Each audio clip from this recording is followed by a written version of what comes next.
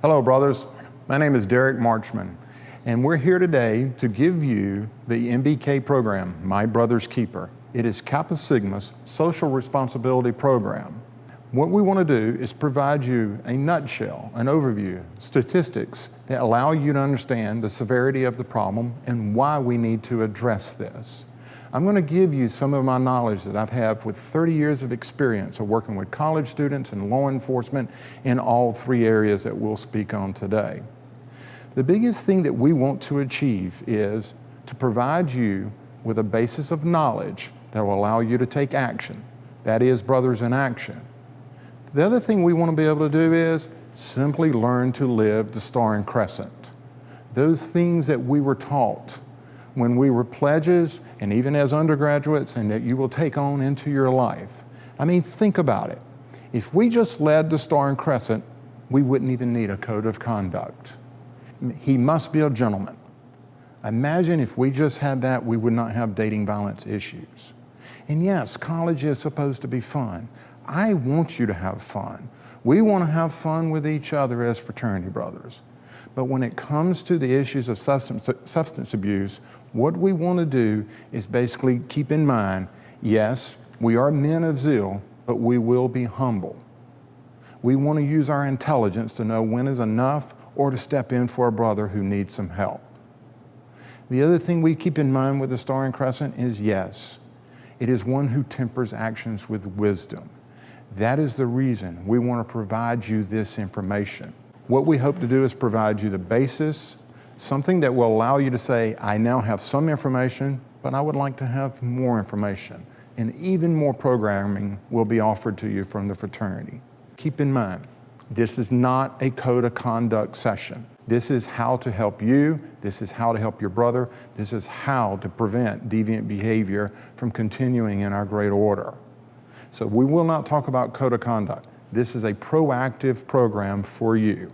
We're going to talk about substance abuse, dating violence, and then we'll talk about bystander intervention. What we will do is provide opportunities to take a break for whoever's working with you, whether it's your AA, your DGM, or faculty advisor, to ask questions and for you to discuss how can we do this better, how can we enact what we've learned here today. So take the time, listen to what we want to offer you, soak in the information, but I need you while you're sitting there, how can I put this into action? And that's what we do as Kappa Sigmas. So the first section that we want to address is substance abuse, but we're going to focus more on drinking, and as in drinking alcohol, because that's what we see a majority of college students doing. We understand that 4 out of 5 college students will drink. 60% of those will drink in the last month. But the scary thing is 50% will binge drink, which is, as you can basically see, it's 4 more drinks in a 2-hour period. That's for guys. For girls, it's basically 3 drinks in a 2-hour period. And I'm gonna be honest with you, body weight and size has nothing to do with it. It is the amount of alcohol that you're taking in at a given period of time. Sadly, what we're seeing is it's becoming one of the #1 killers of our college students. Over 1,800 died from alcohol-related incidents in the last year. But the other thing we have to keep in mind is that almost 700,000 were assaulted while they had been drinking, whether they got in a fight or was the victim of a fight. 97%, almost 100,000 students experience sexual assault. And then we get into the main reason that you're going to school. It is for the academic, and 25% of the students who are doing this severe amount of drinking are experiencing academic problems. Never underestimate. Just because you have been binge drinking, it doesn't mean you're an alcoholic, but it is the persistence and the continuation of that behavior that will lead to the last segment, which is 20% of our college students can be diagnosed as an abuser. But I wanted to look at and be able to provide you what are the basic attitudes of those who are drinking. And I wanted to look at a study that was done by Harvard just in the last couple of years that looked at non-members, which is your basic plain old college student, versus those who are members of a fraternity versus those who actually live in a house. And the numbers bother me a great deal. It is why we're doing this video, is to be able to help all segments of the student population. Drinking is important, as you can see, for college students at 13%, but if you go to a resident member, one of the guys living in the house, it becomes 41%. Partying is important, 27% to the member that's living in the house, 69%. But then, is alcohol really a problem on campus? Non-members say 70%, and then resident members say 76%. The good thing about that is, the people living in the house, you're starting to realize that alcohol is a problem and that we need to address it. Ever more affirmation of why we need to do this. But then you look at sexual assaults on campus as being a problem at 40% versus 39%. Now, that means that we're starting to accept it, that it is okay to do that for literally, a small segment of our population. And then physical assault, 25% versus 27%. So as you can see, when it comes to violence, it's not as big a differentiation between your basic student and those who are living in the fraternity house. This is more evidence that alcohol is a major problem. Now, when it comes to related incidents, these are the behaviors that I think we can start looking for, not only in ourselves, but our fellow brothers. Whether the individual is expressing regret over the actions that he had taken the night before. Non-member 30%, resident member, there you go, 54%. Missing class, getting behind in class. Look at behind in class is 20% for the non-member. For the fraternity member, it's only 28%, but look at the resident member, 42%. And isn't it amazing that we only see our brothers getting mad enough with each other, either one, to get in an argument with, at basically 39%. And it's funny, we never see sober brothers tearing up the house. We only see property damage when the individual's been drinking too much. And that's where we see from 14% of the average college student to a fraternity member living in a house, which is 30%. And then we see the individuals getting hurt. 9% for the average college student, but we're up to 22% for the individual living in the house. Now, here's where we start seeing where the behavior can disrupt your life as a student, disrupt life for the members of the fraternity, and create problems.